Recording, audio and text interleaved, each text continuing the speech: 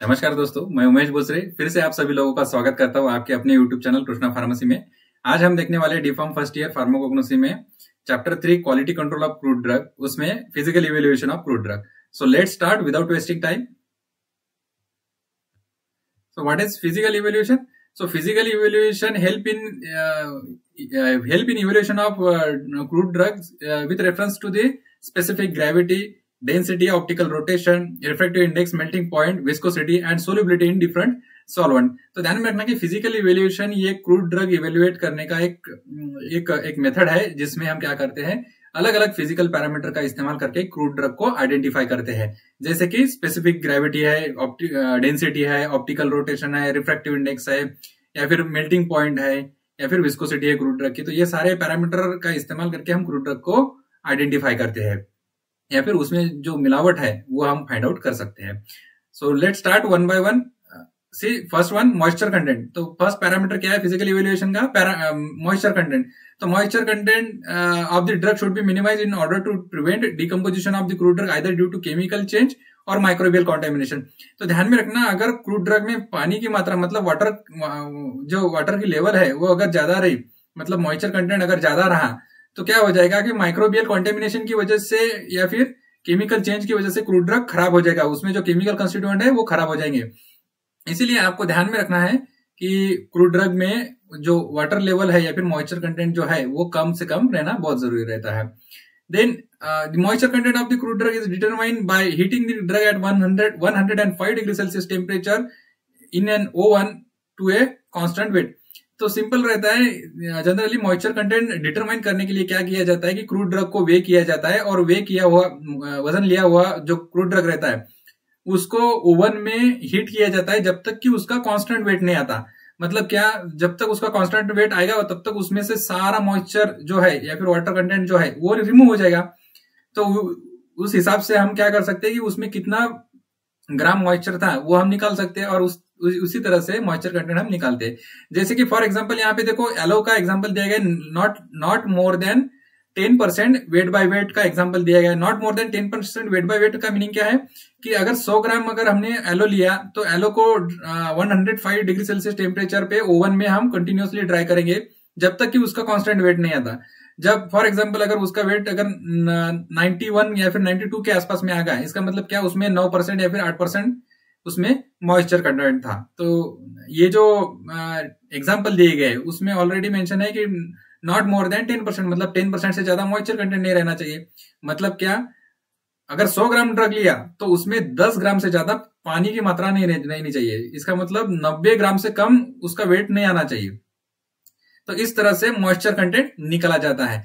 लेकिन अगर कुछ क्रूड ड्रग में क्या रहता है कि वोलेटाइल एक्टिव कंस्टिट्यूएंट रहते हैं, मतलब हीट की वजह से वोलेटाइलाइज हो जाते हैं। तो ऐसे क्रूड ड्रग के लिए क्या किया जाता है, तो ध्यान में रखना, for drug containing volatile active constituent the toluene distillation method is followed.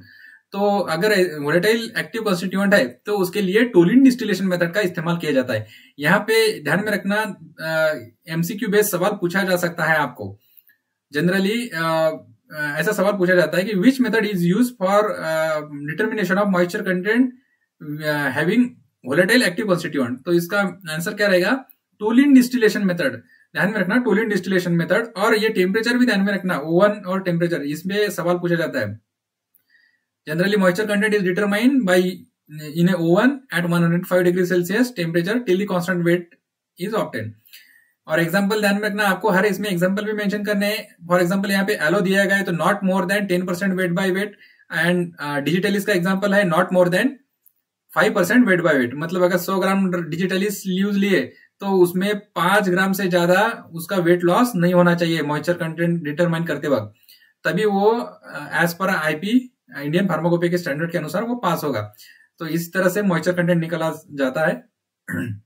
Then next parameter जो है वो है ऑप्टिकल रोटेशन। ऑप्टिकल रोटेशन आप किसे कहेंगे, तो optical rotation, the substance has the ability to rotate the plane of polarised light in a pure state और in a solution is an optically active and the phenomena is known as optical rotation। तो ध्यान में रखना कि जिस substance में या फिर जो भी सब्सटेंस रहते हैं या कंपाउंड रहते हैं जो प्लेन पोलराइज्ड लाइट को प्योर स्टेट में या फिर सॉल्यूशन फॉर्म में रोटेट कर सकते हैं, उनको क्या बोला जाता है, ऑप्टिकली एक्टिव। और ये जो फिनोमेना है इसको क्या बोलते हैं, optical rotation.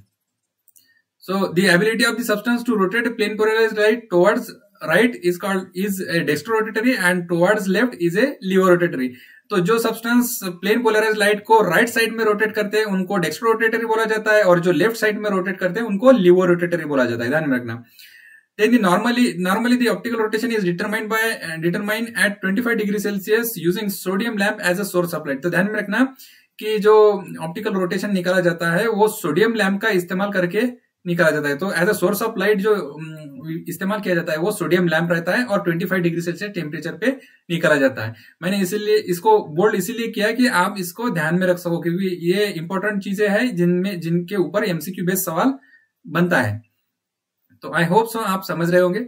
Example C, example of caraway oil, angle of optical rotation कितना है, +72 +80, और क्लो ऑयल का क्या है, 0 to -1.5. तो आपको हर फिजिकल इवोल्यूशन पैरामीटर इलिस्ट्रेट करने के बाद में एटलीस्ट 2 एग्जांपल वहां पे मेंशन करने हैं. तो ध्यान में रखना optical rotation. I hope so आपकी समझ में आया ये. देन नेक्स्ट है विस्कोसिटी. विस्कोसिटी मतलब क्या, किसी भी ये जनरली लिक्विड ड्रग के लिए इस्तेमाल किया जाने वाला पैरामीटर है. मतलब कोई लिक्विड ड्रग है तो उसको आइडेंटिफाई करने के लिए उसमें मिलावट अगर फाइंड आउट करनी है तो उसके लिए विस्कोसिटी का इस्तेमाल किया जाता है. तो विस्कोसिटी मतलब क्या, गाढ़ापन जो रहता है ना, किसी भी लिक्विड का गाढ़ापन जो रहता है वो मेजर किया जाता है. So viscosity of the liquid at a constant at a given temperature and it's an index of its composition. तो जनरली विस्कोसिटी कांस्टेंट रहती है एट गिवन गिवन टेम्परेचर पे. क्या रहता है, विस्कोसिटी एक कांस्टेंट रहती है और ये इट्स इंडेक्स है इसके कंपोजिशन का. मतलब जो उसकी क्रूड ड्रग में जो कंस्टिट्यूएंट रहेंगे उसके अनुसार उसकी विस्कोसिटी रहेंगी. So hence it is used as a means for standardizing liquid drug. तो लिक्विड ड्रग के स्टैंडर्डाइजेशन के लिए उनके आइडेंटिफिकेशन के लिए विस्कोसिटी, ये फिजिकल इवैल्यूएशन का पैरामीटर इस्तेमाल किया जाता है. तो इस विस्कोसिटी फाइंड आउट करने के लिए विस्कोमीटर इस्तेमाल करते हैं. See the example, liquid paraffin viscosity is not less than 64 सेंटीस्टोक. तो लिक्विड पैराफिन की जो विस्कोसिटी रहती है वो 64 सेंटीस्टोक से कम नहीं रहनी चाहिए. सेंटीस्टोक क्या है, ये यूनिट रहता है, ध्यान में रखना. विस्कोसिटी का जो यूनिट रहता है ना वो सेंटीस्टोक रहता है. तो बहुत बार इस पे भी एमसीक्यू में सवाल पूछा जा सकता है कि what is the unit of viscosity. तो ध्यान में रखना सेंटीस्टोक में मेजर किया जाता है विस्कोसिटी. तो लिक्विड पैराफिन की विस्कोसिटी ये 64 से कम नहीं रहती. देन नेक्स्ट पैरामीटर है मेल्टिंग पॉइंट. तो मेल्टिंग पॉइंट क्या रहता है कि the temperature at which solid crude drug start liquefying. मतलब जो सॉलिड क्रूड ड्रग रहता है, समझो कोई क्रूड ड्रग की पाउडर है तो वो पाउडर फॉर्म में से लिक्विफाई होना चालू हो जाता है, उसको क्या बोलते हैं, मेल्टिंग पॉइंट. तो ध्यान में रखना है कि this parameter is use for purity of crude drug. In case of pure chemical and phytochemical melting point is very sharp and constant. तो जो प्योर फाइटोकेमिकल और फाइटो कंस्टिट्यूएंट रहते हैं ना, उनके जो मेल्टिंग पॉइंट है वो बहुत शार्प रहते हैं और कांस्टेंट रहते हैं. तो इसीलिए मेल्टिंग पॉइंट का इस्तेमाल करके हम क्रूड ड्रग को आइडेंटिफाई कर सकते हैं. फॉर एग्जाम्पल यहाँ पे देखो बीजवैक्स है. तो बीजवैक्स क्या है, ये वैक्स है, सॉलिड वैक्स रहता है. तो इसका मेल्टिंग पॉइंट कितना है, 60 to 65. लेकिन वही हार्ड पैराफिन का मेल्टिंग पॉइंट कितना रहता है, 50 to 57. इसका मतलब क्या, बीजवैक्स से कम रहता है हार्ड पैराफिन का मेल्टिंग पॉइंट. तो अगर बीजवैक्स के जगह पे, बीजवैक्स ये ओरिजिनल क्रूड ड्रग है, वहां पे अगर लिक्विड हार्ड पैराफिन वहां पे अगर किसी ने ऐड कर दिया है, उसमें मिलावट कर दी, तो उसका क्या मेल्टिंग पॉइंट जो है वो कम हो जाएगा और उसकी वजह से हमको पता चल जाएगा कि इसमें मिलावट है. तो इस तरह से आइडेंटिफिकेशन किया जाता है क्रूड ड्रग का और मिलावट फाइंड आउट की जाती है. तो ध्यान में रखना मेल्टिंग पॉइंट मतलब क्या, ऐसा टेम्परेचर जिसपे जो पाउडर ड्रग या फिर सॉलिड क्रूड ड्रग जो रहता है वो लिक्विड स्टेट में जाना चालू हो जाता है, वो उसको क्या बोलेंगे, melting point. So this parameter is used for identification of purity of crude drug. For example beeswax having in melting point of 62 to 65 degree Celsius and hard paraffin having a melting point of 50 to 57 degree Celsius. Then next parameter कौन सा है, तो refractive index. तो refractive index किसे कहेंगे, तो refractive index when a ray of light passes from one medium to another with different density it bend from original path. मतलब क्या कि अगर लाइट रेज एक मीडियम से दूसरे मीडियम में जाते हैं विथ डिफरेंट डेंसिटी, मतलब जो दो मीडियम है जिसकी डेंसिटी डिफरेंट है, और उसमें से अगर लाइट रेज पास किए जाते हैं तो लाइट रेज क्या करते हैं, उनका पाथ जो है, उनका मार्ग जो है वो बदल लेते हैं। तो इसको बोला जाता है रिफ्रैक्शन। ध्यान में रखना, when a ray of light passes from one medium to another medium with different density it bend from its original path and the ratio of velocity of light in vacuum to its velocity in the substance is termed as refractive index of second medium। तो इसको refractive index हम बोलते हैं। तो ध्यान में रखना, ratio जो रहता है velocity of light in vacuum to its velocity in the substance is term as refractive index of second medium.